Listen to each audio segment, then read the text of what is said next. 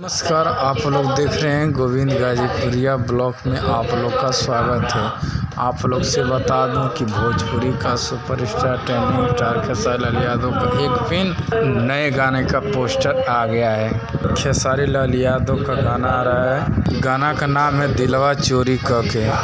खेसारी लाल यादव गाए हैं, शिल्पी राज और म्यूजिक। बहुत बड़ी की बात है कि बहुत ढेर दिन के बाद शंकर सिंह का म्यूजिक है। कोरियोग्राफर हैं लक्की विश्वकर्मा। हम बहुत फैन हैं। शंकर सिंह का म्यूजिक है, बहुत बवाल होगा। कमियां सोन लिखा है, देखते हैं कब आएगा। हो सकेला कल टीजर आएगा, परसों रिलीज होगा, देखते हैं कब आएगा।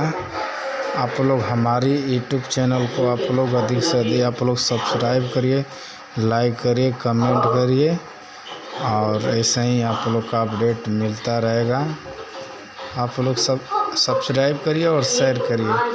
मिलते हैं नेक्स्ट वीडियो में, तब तक के लिए जय हिंद, जय भारत।